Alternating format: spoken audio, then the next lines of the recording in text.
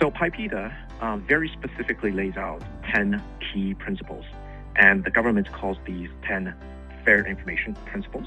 I'm going to spend some time here and walk you through all of these to talk about what they actually mean. On first glance, you would say that these are pretty basic things: accountability, consent, limiting collection, and probably in your day-to-day operations, if you are in risk management or privacy or compliance roles, then you deal with these already. But the government has very strict rules or requirements on these. So let's begin with principle number 1, accountability. An organization is responsible for personal information under its control. It must appoint someone to be accountable for its compliance with these fair information principles. Often the title of this person is privacy officer or chief privacy officer. At Synergy Credit Union, where I work, we do have a privacy officer who directly reports to me. This is kind of a requirement.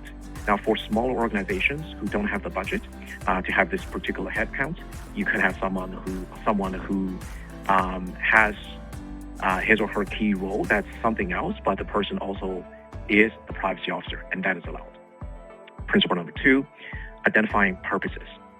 The purposes for which the personal information is being collected must be identified by the organization before or at the time of collection. So basically tell your consumers why you need this information. Principle number 3, consent. The knowledge and consent of the individual are required for the collection, use, or disclose of personal information. And I think we're pretty familiar with this one. Number 4, limiting collection. The collection of personal information must be limited to that which is needed for the purposes identified by the organization.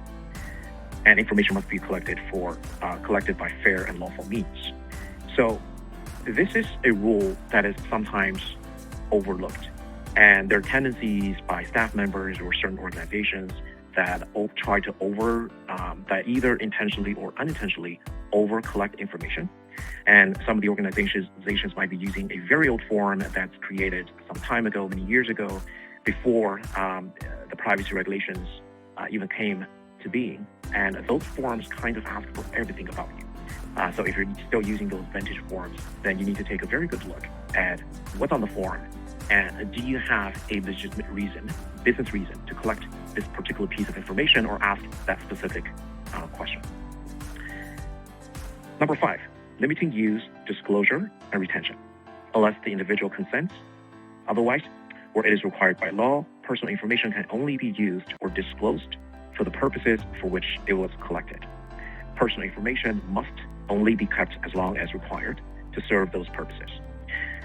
So before we talk about retention, the part where we say limiting use and disclosure might be a challenge for larger organizations that often has Department A that collects some information for a certain purpose, but somehow Department B comes in and says, I'm going to access your database here because I need to do some data mining to find customers who could be a very good target for my marketing campaign. So when you are doing that, you might be crossing a line where the original purpose for which your Department A collects the information might be very different from the purpose that you're using this information now for. And you may not have consent for this different purpose. So this is where you go back and either change your consent language or increase the consent coverage, or Department A should simply decline Department B's request for the information. The next one is accuracy. So basically, personal information must be as accurate, complete, and up-to-date as possible in order to properly satisfy the purposes for which it is to be used. And principle 7 is safeguards. Personal information must be protected by appropriate security relative to the sensitivity of the information. And this is something that's getting everyone's attention these days because in the US and in Canada, from time to time, you see some very high-profile data breaches. And that is basically violating this particular rule out of the 10 rules. Next one is openness. An organization must make detailed information about its policies and practices relating to the management of personal information publicly and readily available.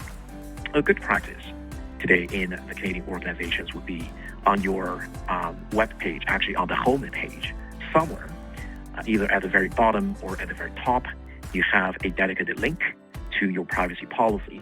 And you also list out the contact information of your dedicated privacy officer. So many organizations do that. We do that too. This is the principle about openness. And the next one is individual access.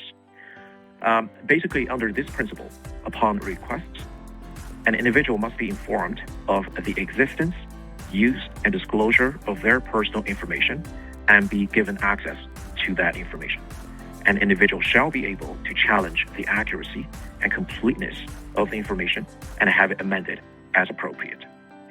So any of your customers could come to you and say, I request information that you have about me or on me, or I request to have access to all of my past transactions, any information about this particular customer. And in Canada, the typical response time is 30 calendar days. So this is particularly important. It's not 30 business days, it's 30 calendar days to respond. And at the end of 30 days, the organization should either provide the information package to the requester or inform the requesting individual that you want an extension of another 30 days. Or if you have a reason to decline this request, you need to explain why you are declining this request.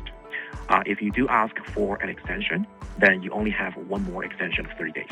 And basically at the end of the second 30-day period, you cannot ask for more. You have to provide information back to the requesting individual, or you decline if you have a legitimate reason.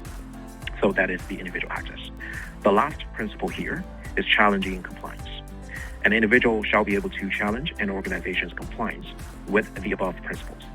Their challenge should be addressed to the person accountable for the organization's compliance with PIPEDA, usually their chief privacy officer. So let's say if the individual has requested information and is not happy with the response, then the individual should file a complaint with the privacy officer with the organization.